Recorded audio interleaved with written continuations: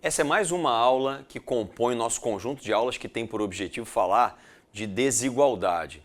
Em várias aulas anteriores, nós falamos de médias, entre elas a média geométrica. Nós chegamos mesmo a definir a média geométrica, não só para dois números, como está aqui, mas também para uma quantidade qualquer de números.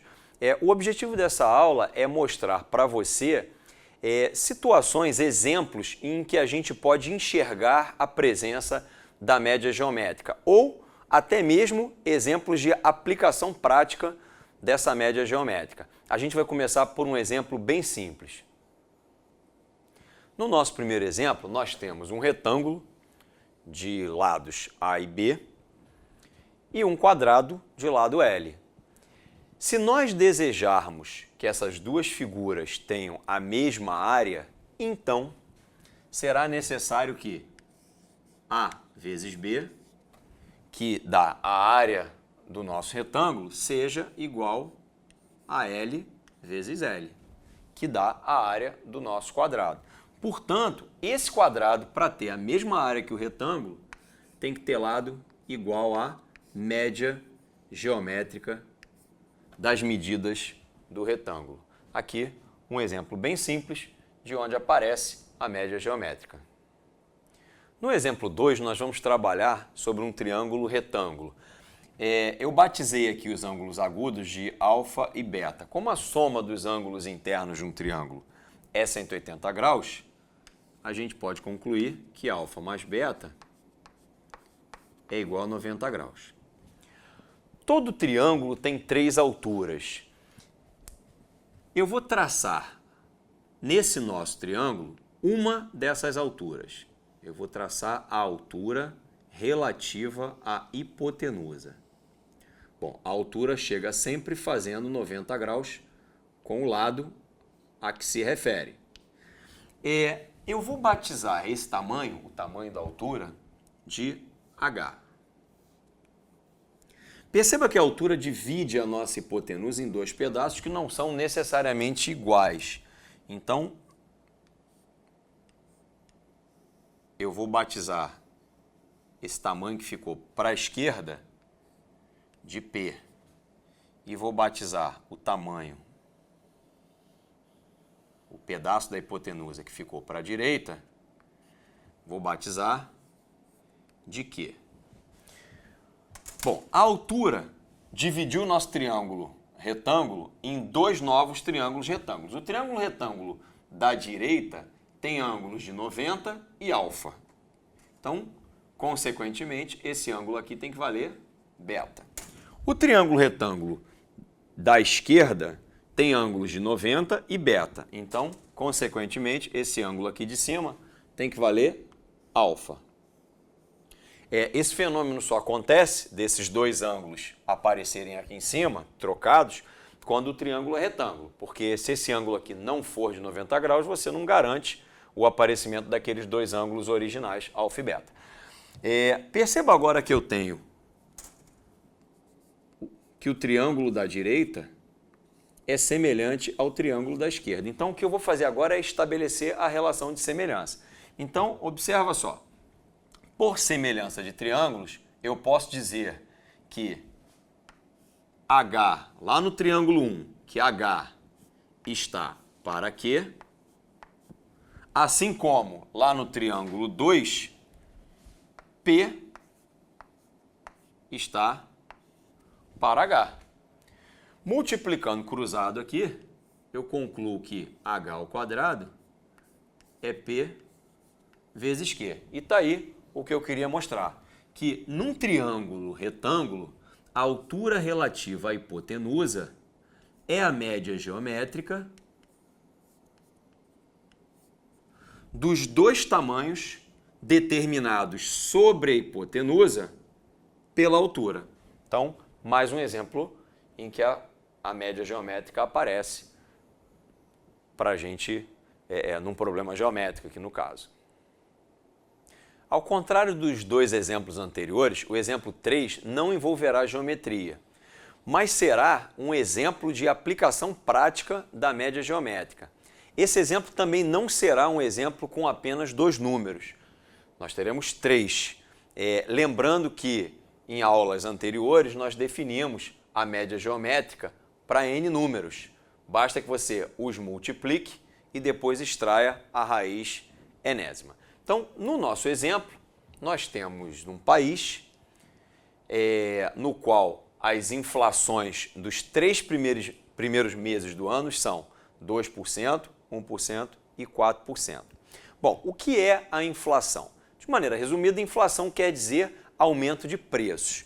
Então, vamos imaginar que no primeiro dia do ano, dia 1º de janeiro, um determinado artigo custe P. Bom, ao longo de janeiro, a inflação foi de 2%. Então, no final desse mês, lá no dia 1º de fevereiro, o preço desse artigo já não é mais P. Ele foi aumentado, ele estará aumentado de 2%. Para fazer com que valores sejam aumentados de 2%, basta multiplicar por 1,02. Uma ressalva que eu tenho a fazer aqui é que o 1,02 não é a taxa é de 2%. Esse número que vem dessa taxa chama-se fator de correção.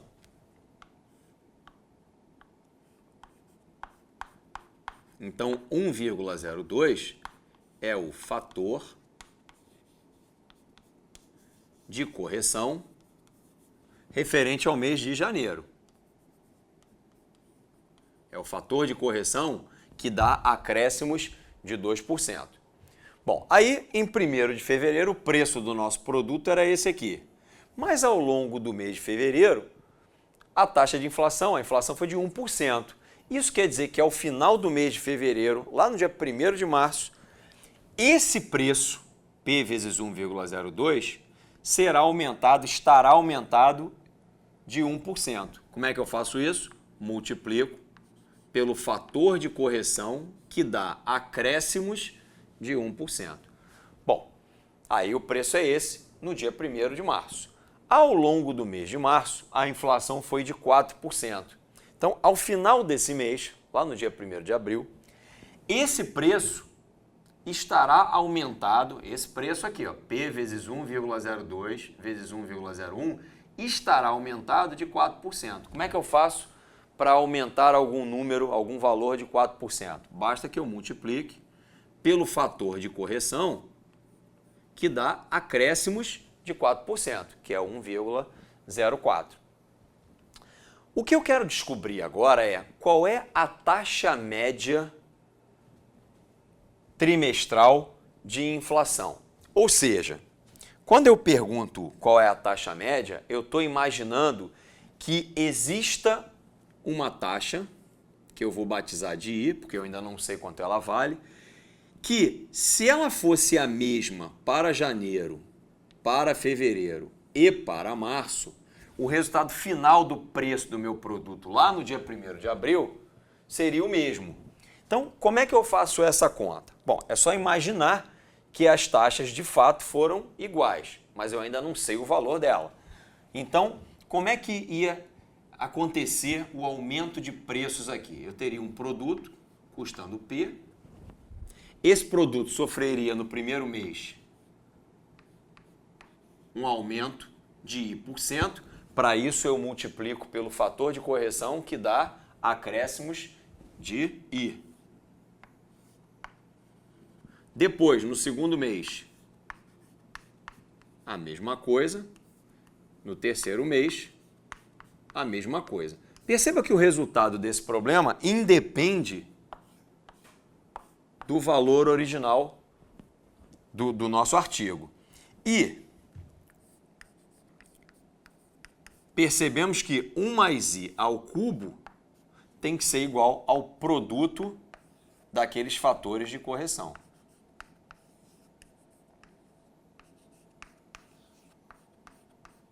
Bom, para continuar resolvendo esse problema, eu preciso me livrar desse expoente 3. Para isso, eu vou tirar a raiz cúbica desse produto. Portanto, nesse momento, eu estarei obtendo a média geométrica desses três números, 1,02, 1,01 e 1,04. Ou seja, eu estarei obtendo a média geométrica dos três fatores de correção. Bom, ao obter a média geométrica desses três fatores de correção, essa média geométrica corresponderá ao fator de correção que dá acréscimos de I. Bom, para terminar esse problema e descobrir de fato qual é a taxa, basta que eu pegue essa média geométrica e subtraia essa unidade. Ela vai passar para o outro lado, subtraindo. Então, isso é um problema real, né? Calcular essas taxas médias envolve o conhecimento, né? A aplicação da média geométrica. Espero que você tenha gostado e até a próxima aula.